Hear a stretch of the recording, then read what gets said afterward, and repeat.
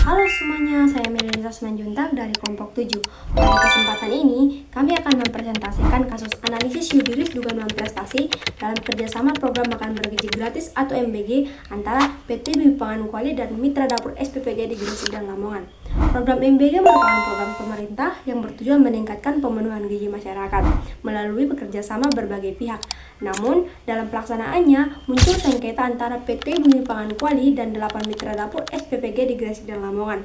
Kasus ini menjadi menarik karena tidak hanya berkaitan dengan dugaan prestasi, tetapi juga menyangkut keabsahan kontrak, kewenangan para pihak, serta penerapan asas itikat baik dalam hubungan bisnis. Melalui pendekatan hukum bisnis dan teori keabsahan kontrak, kami akan menganalisis permasalahan hukum yang muncul dalam kasus tersebut. Kerjasama antara PT Bumi Pangan Kuali dan Mitra Dapur SPPG awalnya dirancang untuk 5 tahun, dari 2025 sampai 2030, dengan komitmen fee sebesar 500 per porsi makanan. Setiap dapur mampu memproduksi 3.000 porsi per hari, sehingga kerjasama ini memiliki nilai ekonomi yang sangat besar.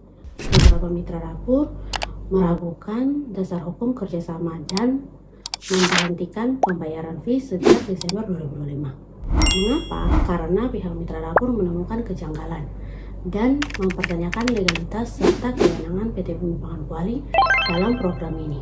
PT Bumi Pangan Kuali kemudian menggugat mitra dapur ke Pengadilan Gresik atas dugaan malprestasi dengan total tuntutan sebesar 18.720 rupiah. Sampai saat ini perkara tersebut masih dalam proses persidangan. Dalam menganalisis kasus ini, kelompok kami menggunakan teori keabsahan berkontrak sebagai grand teori atau teori utama. Mengapa teori ini menjadi dasar utama? Karena dalam hukum perdata, gugatan malprestasi hanya dapat diajukan apabila kontrak yang mendasarinya terlebih dahulu terbukti sah secara hukum. Dasar hukumnya terdapat dalam pasal 1320 Kitab Undang-Undang Hukum Perdata yang menyebutkan 4 syarat sah perjanjian, yaitu 1. Kesepakatan para pihak, 2. Kecakapan para pihak, 3. Objek tertentu, dan 4. Sebab yang halal. Keempat unsur tersebut menentukan apakah suatu kontrak memiliki kekuatan mengikat atau tidak. Selain itu, pasal 1338 KUHP Perdata menjelaskan bahwa setiap perjanjian yang dibuat secara sah berlaku sebagai undang-undang bagi para pihak. Artinya, asas pacta sunt servanda hanya berlaku apabila kontraknya memang sah secara hukum. Karena itu, analisis dalam kasus ini harus dimulai dari pertanyaan, apakah kontrak kerjasama tersebut sah? Baru setelah itu dapat dianalisis apakah benar telah terjadi prestasi. Berdasarkan pasal 1320 KUH Perdata, inti sengketa kasus ini terletak pada cacatnya unsur kecakapan hukum. Meskipun kesepakatan dan objek kerjasama sudah jelas, kontrak ditandatangani pada April 2025, sedangkan legalitas Badan Hukum PT Bumi Pangan Kuali baru terbit pada Juli 2025.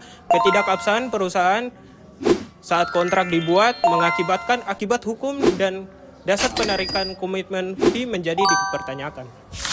Melihat kondisi tersebut, dugaan prestasi pada kasus ini tidak bisa dinilai secara hitam putih hanya karena mitra dapur menghentikan pembayaran.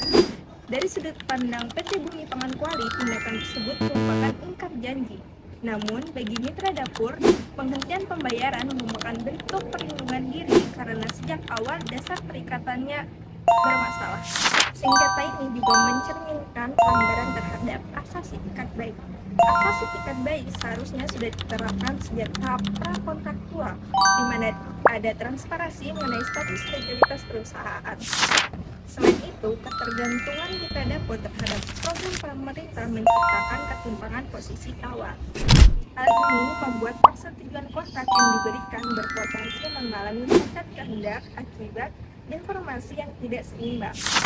Berdasarkan hasil analisis kelompok kami, sengketa antara PT Bumi Pangan Kuali dan Mitra Dapur SPPG merupakan sengketa hukum bisnis yang berkaitan dengan keabsahan kontrak dan dugaan prestasi. Kasus ini menunjukkan bahwa kontrak tertulis saja belum cukup untuk menjamin kepastian hukum. Perjanjian juga harus memenuhi syarat sah, memiliki legalitas yang jelas, serta dijalankan dengan etikat baik dan transparansi. Sengketa ini tidak hanya berdampak pada hubungan bisnis para pihak, tetapi juga pelaksanaan program PPG sebagai program pemerintah.